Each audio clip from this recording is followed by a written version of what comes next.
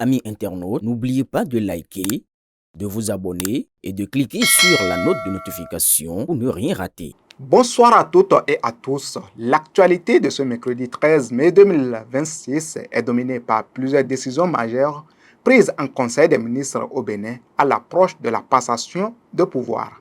À l'international, l'ancien président Nicolas Sarkozy fait face à de lourdes réquisitions dans l'affaire du financement libyen de sa campagne présidentielle de 2007. Bienvenue dans le Grand Zoom de BelTV, votre rendez-vous d'analyse et de décryptage des faits qui font le Bénin, l'Afrique et le monde. Au sommaire de cette édition au Bénin, dernier conseil des ministres, les adieux de Patrice Talon et les assurances de Wadain. En France, 7 ans de prison requis contre Nicolas Sarkozy dans l'affaire du financement libyen. Toujours au Bénin, le gouvernement adopte le plan national de développement 2026-2035. Place maintenant au développement de ces titres dans le Grand Zoom. Bénin, dernier conseil des ministres, les adieux de Patrice Talon et les assurances de Romuald Wadain. Au palais de la Marina, ce mercredi 13 mai, l'ambiance était particulière. Pour cause, le président Patrice Talon a présidé son dernier conseil des ministres avant la passation de pouvoir. Message de gratitude, le président sortant a exprimé sa profonde reconnaissance à ses ministres, à ses collaborateurs et à toute l'équipe qui l'a accompagné durant ces 2 mandats à la tête de l'exécutif béninois. Excuse publique, selon la vidéo publiée par Bénin Bouge, Patrice Talon a également présenté ses excuses à ses collaborateurs pour les fois où il a été, à leurs yeux, trop rigoureux ou exigeant. Pour l'homme de la rupture, cette rigueur n'était que dans l'intérêt supérieur de la nation.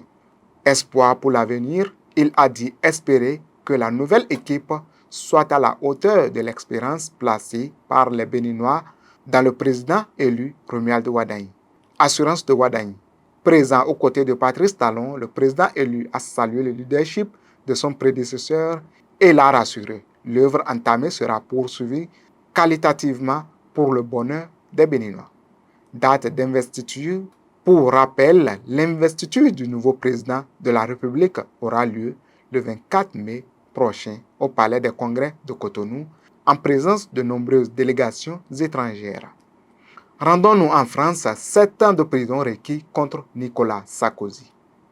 L'ancien président français Nicolas Sarkozy fait de nouveau face à la justice dans le cadre de procès en appel sur le financement présumé libyen de sa campagne présidentielle de 2007. Réquisition lourde, le parquet général a requis 7 ans de prison ferme et 300 000 € d'amende contre l'ancien chef de l'État, une peine alourdie par rapport à la première instance.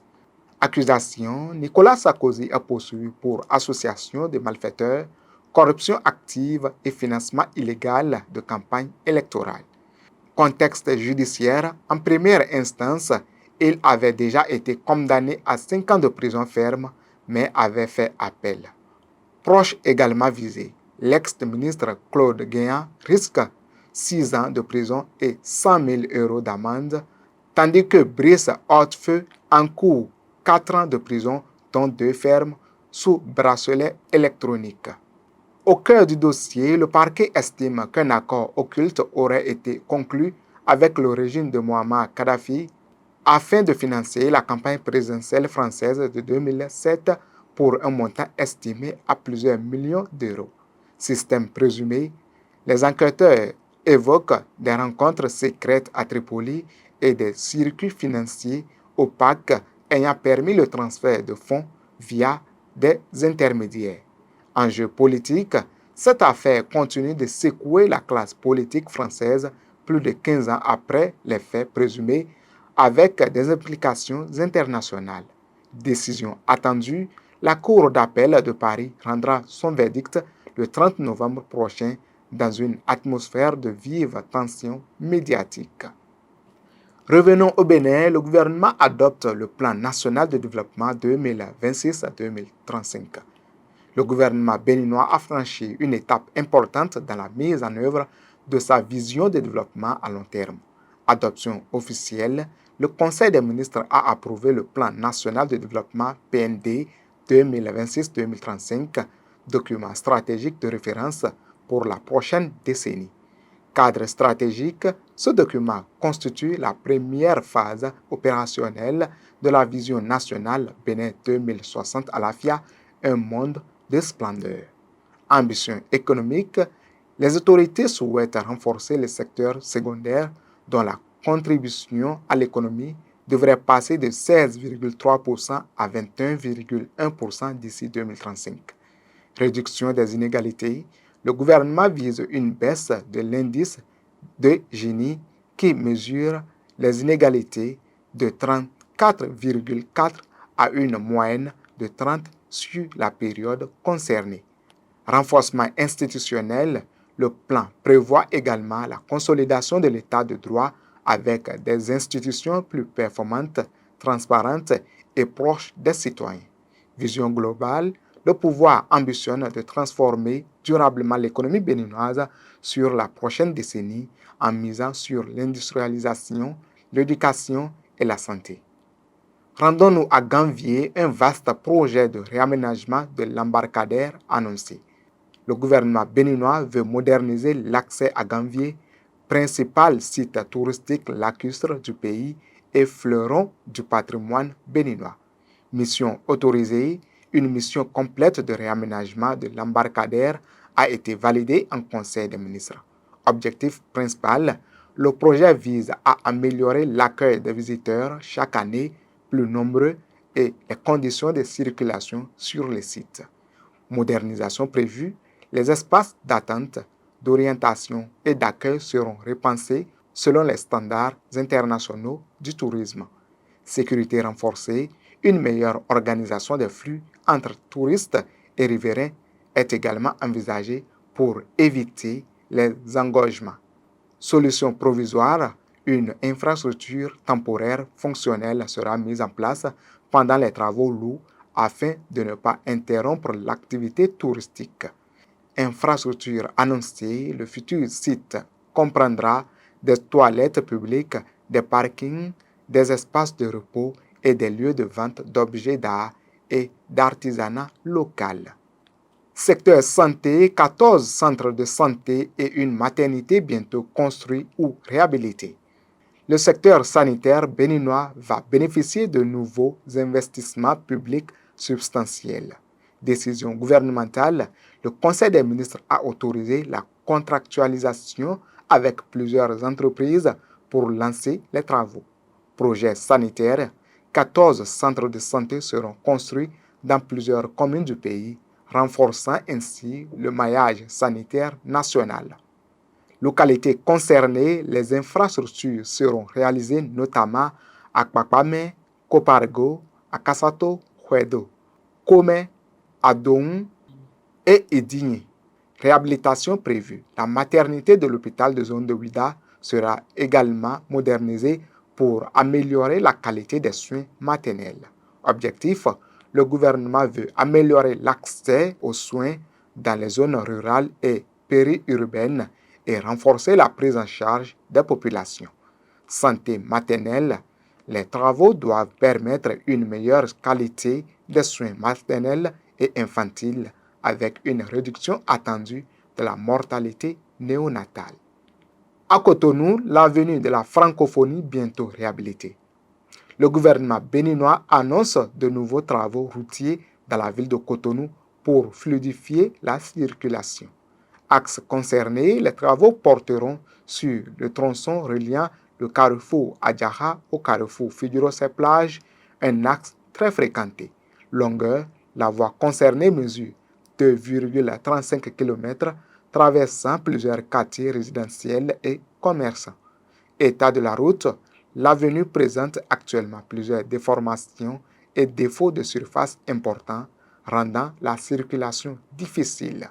Nature des travaux, le revêtement en pavé, inconfortable et mal adapté sera remplacé par du béton bitumineux, plus durable et plus silencieux. Réaménagement, les carrefours Adjaha et Figueroa-Plage seront également modernisés pour améliorer les flux. Sécurité routière, des équipements de sécurité, signalisation, ralentisseurs et un système d'éclairage public solaire seront installés. Objectif, Les autorités veulent améliorer la fluidité de la circulation et le confort des usagers tout en sécurisant le secteur. Mobilité urbaine, de nouveaux travaux annoncés autour du pont de Wamé 2. Le gouvernement béninois veut améliorer les accès et la circulation autour du pont de Wamé 2 dans le cadre du projet de mobilité urbaine durable du Grand Nokoué. Travaux complémentaires, de nouveaux aménagements ont été décidés en Conseil des ministres pour optimiser l'intégration du pont dans le réseau routier. Raccordement prévu, le pont sera relié au nord à la rue 300-32 et au sud à la RNI 1, la route nationale reliant Cotonou à l'ouest.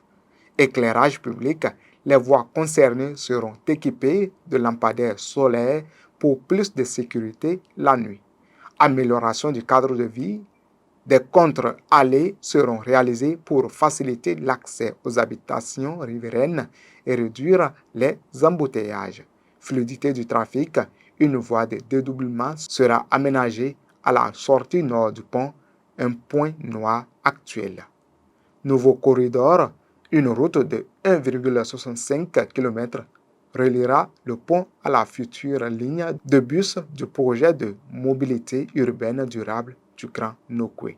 Ambition, les autorités entendent renforcer la mobilité urbaine dans le Grand Nokoué qui concentre près de la moitié de la population nationale. Patrimoine culturel, dans cette session d'information, le Palais Royal et l'arène de la Gani de Niki, bientôt modernisés. Le gouvernement béninois poursuit sa politique de valorisation du patrimoine culturel national avec un accent sur le nord du pays. Travaux annoncés, des interventions confortatives sont prévues au Palais Royal de Niki ainsi qu'à l'arène de la Gani, lieu emblématique des cérémonies royales. Réaménagement, plusieurs espaces seront reconfigurés et réaffectés afin d'améliorer leur utilisation lors des grandes manifestations culturelles. Nouvelles infrastructures, le projet prévoit également la construction de logements pour les équipes de maintenance qui assurent l'entretien quotidien du site. Équipements complémentaires, une écurie pour les chevaux royaux et des magasins de rangement pour le matériel cérémoniel seront réalisés. Objectif culturel, les autorités souhaitent préserver et valoriser davantage ce haut lieu du patrimoine béninois tout en renforçant son attractivité touristique. Agriculture, le gouvernement maintient les prix des engrais malgré la hausse mondiale. Face à la flambée des prix internationaux des fertilisants, le gouvernement béninois annonce des mesures de soutien aux producteurs agricoles. Décision majeure, les prix des engrais resteront inchangés pour la campagne agricole 2026-2027, malgré la hausse des cours mondiaux. Soutien financier, l'État mobilise plus de 31,8 milliards de francs CFA pour compenser la différence entre les prix réels et les prix subventionnés. Prix maintenu, NPK coton, le sac de 50 kg reste fixé à 17 000 francs CFA malgré un coût réel estimé à 23 500 francs CFA, soit une subvention de 6 500 francs CFA par sac.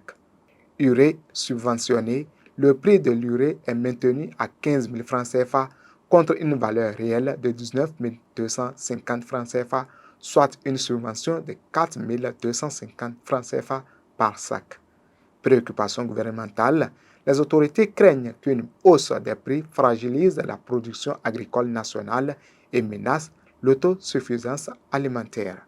Objectif affiché, le gouvernement veut protéger le pouvoir d'achat des producteurs et maintenir la compétitivité du secteur agricole béninois. Cette décision traduit la volonté de l'exécutif de soutenir le monde rural face aux tensions internationales sur les marchés. Un enfant de 7 ans retrouvé mort dans un puisard à Dogbo.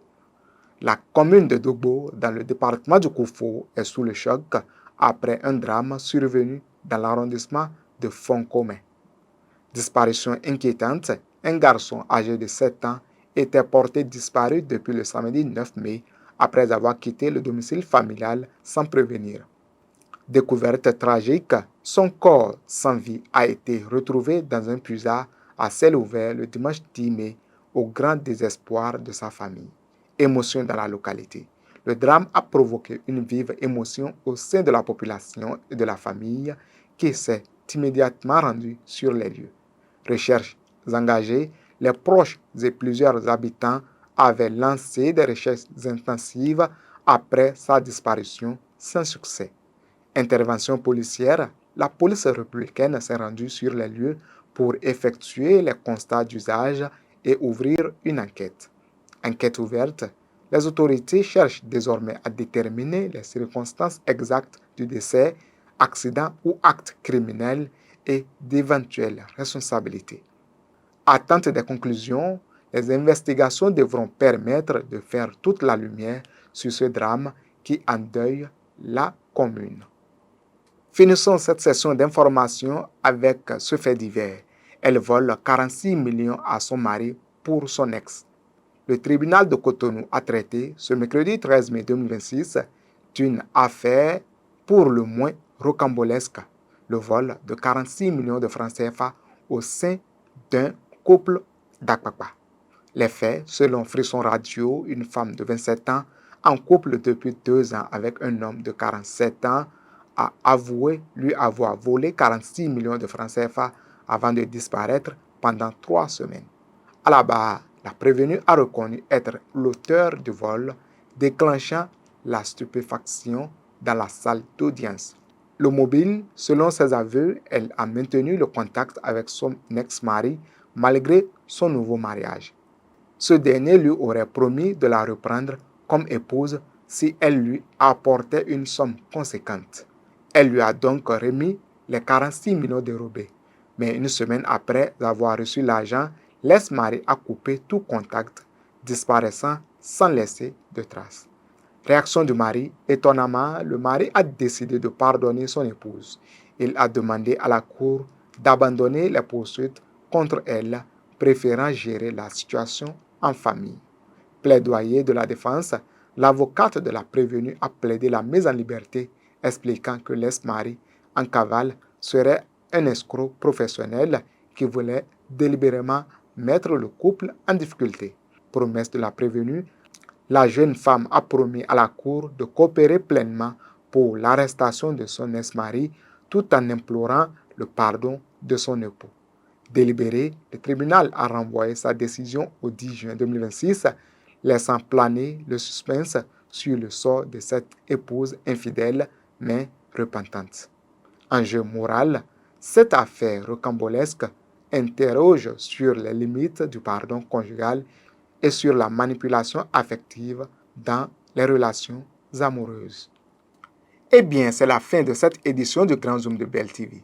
Entre décisions gouvernementales structurantes pour l'avenir du Bénin, réquisitions historiques en France, grands travaux d'infrastructures et drames humains, l'actualité de ce mercredi 13 mai 2026 illustre une fois de plus la diversité et l'intensité des événements qui façonnent notre monde. Merci de votre fidélité au Grand Zoom de Bell TV. Excellente soirée à toutes et à tous et à très bientôt pour une nouvelle édition.